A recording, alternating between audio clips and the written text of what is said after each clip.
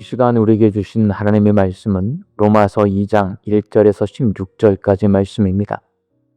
그러므로 남을 판단하는 사람아, 누구를 막론하고 내가 핑계하지 못할 것은 남을 판단하는 것으로 내가 너를 정죄함이니 판단하는 내가 같은 일을 행함이니라.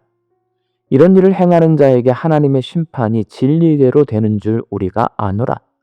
이런 일을 행하는 자를 판단하고도 같은 일을 행하는 사람아, 내가 하나님의 심판을 피할 줄로 생각하느냐? 혹 내가 하나님의 인자하심이 너를 인도하여 회개하게 하심을 알지 못하여 그의 인자하심과 용납하심과 길이 참으심이 풍성함을 멸시하느냐? 다만 내 고집과 회개하지 아니한 마음을 따라 진노의 날, 곧 하나님의 의로우신 심판이 나타나는 그날에 임할 진노를 내게 쌓는도다. 하나님께서 각 사람에게 그 행한 대로 보응하시되 참고 선을 행하여 영광과 존귀와 썩지 아니함을 구하는 자에게는 영생으로 하시고, 오직 당을 지어 진리를 따르지 아니하고 불의를 따르는 자에게는 진노와 분노로 하시리라. 악을 행하는 각 사람의 영에는 환난과 곤고가 있으리니 먼저는 유대인에게요 그리고 헬라인에게며, 선을 행하는 각 사람에게는 영광과 존귀와 평강이 있으리니 먼저는 유대인에게요 그리고 헬라인에게라. 이는 하나님께서 외모로 사람을 취하지 아니하심이라. 무릇 율법 없이 범죄한 자는 또한 율법 없이 망하고, 무릇 율법이 있고 범죄한 자는 율법으로 말미암아 심판을 받으리라. 하나님 앞에서는 율법을 듣는 자가 의인이 아니요 오직 율법을 행하는 자라야 의롭다 하심을 얻으리니, 율법 없는 이방인이 본성으로 율법의 일을 행할 때에는 이 사람은 율법이 없어도 자기가 자기에게 율법이 되나니, 이런 이들은 그 양심이 증거가 되어 그 생각들이 서로 혹은 고발하며 혹은 변명하여 그 마음에 새긴 율법의 행위를 나타내느니라. 곧 나의 복음에 이른 바와 같이 하나님이 예수 그리스도로 말미암아 사람들의 은밀한 것을 심판하시는 그날이라. 아멘. 로마서는 사도 바울이 로마에 있는 성도들에게 복음을 설명하는 편지입니다. 그는 복음이 모든 믿는 자에게 구원을 주시는 하나님의 능력이라고 선언합니다. 그리고 사람들이 하나님을 거부하고 스스로 주인 행세를 하며 하나님과 단절되어 하나님의 진노 아래 살고 있기 때문에 이 복음이 필요하다고 말합니다. 그래서 바울은 하나님의 진노를 먼저 말합니다. 하나님의 진노는 우상 앞에 무릎 꿇고 하나님 형상대로 지음받은 인간이 그 영광을 떠나서 죄에게 종노릇하며 사망의 길을 가도록 내버려 두는 것이 진노의 시작입니다. 진노의 끝은 바로 하나님의 심판입니다.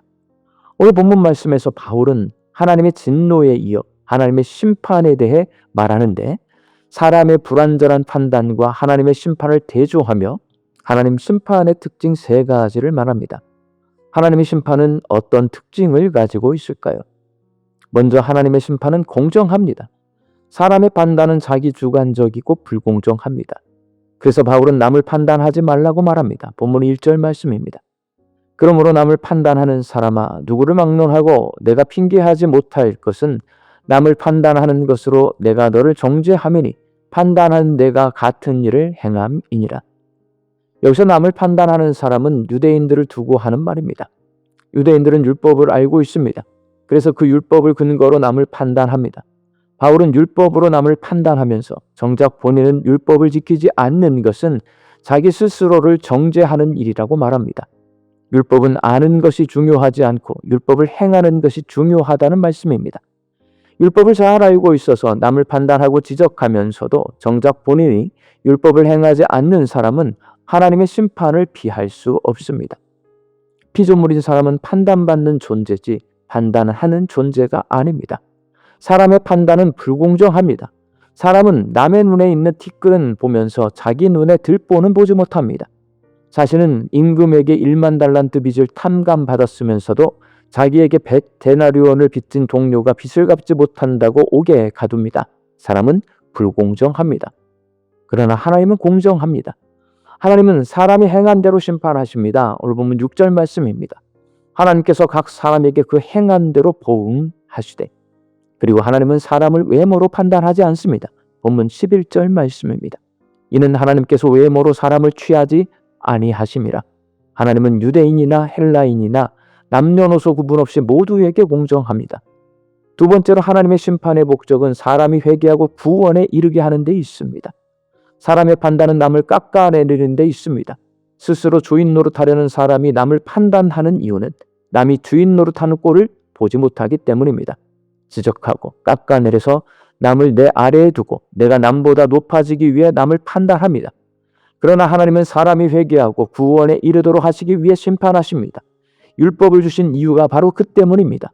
율법은 내가 죄인인 것과 내 스스로의 힘으로 율법을 지킬 수 없다는 것을 알게 해줍니다. 바울은 유대인에게는 율법을 주셨고 이방인에게는 양심을 주셨다고 말합니다.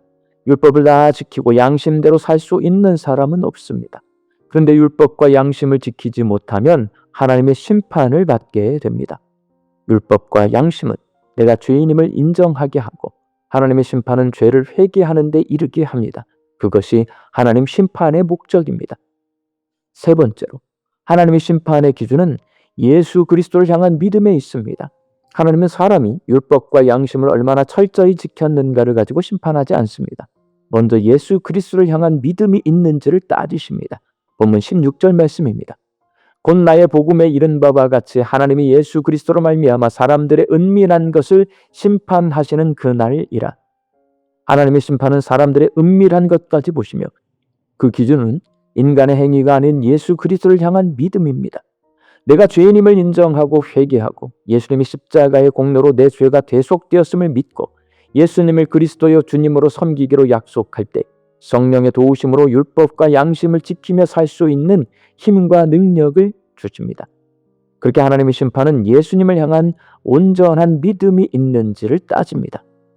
사랑하는 광주 양림교회 성도 여러분, 모든 사람은 이 세상 끝날에 심판주이신 예수님 앞에 서게 될 것입니다. 예수님은 믿음이 있는지를 따집니다. 하나님이 예수님을 통해 행하신 일과 행하실 일을 내가 믿고 있는지를 따집니다. 믿음이 있는 사람은 기름을 준비하고 신랑을 기다리는 열처녀처럼 예수님 다시 오실 날을 기다리며 삽니다. 이 땅에 살고 있지만 주인이신 예수님 말씀에 순종하며 거룩한 하나님의 백성으로 삽니다. 광주 양림교회 성도들이 믿음 가지고 예수님을 기다리며 말씀에 순종하는 거룩한 하나님 나라 백성으로 사시기를 예수님의 이름으로 축원합니다. 함께 기도하겠습니다. 하나님께서 예수님을 통해 행하신 일, 행하실 일을 믿고 예수님을 주인으로 섬기며 성령의 도우심으로 주의 말씀에 순종하며 이 땅에 살고 있지만 거룩한 하나님 나라 백성으로 살게 하여 주옵소서. 말씀 듣고 세상을 향해 나아갑니다. 우리 양림교회 성도들 이 하루도 하나님 주시는 일용할 양식을 거두며 자족하고 감사함으로 화답하는 하루가 되게 하여 주옵소서. 흩어져 살고 있는 내 가족과 자녀들을 위하여 간절히 기도합니다. 복음을 믿게 하여 주시옵소서. 거룩한 하나님 나라 백성으로 이 땅에서 살게 하여 주시옵소서. 육신의 낙하에서 낫기를 간구하는 환우들이 있습니다. 예수님의 능력으로 치유함을 얻게 하여 주시고 오랜 시간 침상에 누워 계시는 장기 환우들과 어르신들이 천국 소망 붙들고 오늘 이 하루를 살게 하여 주옵시며 애쓰고 힘써서 돌보는 가족들 위에 새 힘을 더하여 주옵소서. 예수님의 이름으로 기도하옵나이다. 아멘.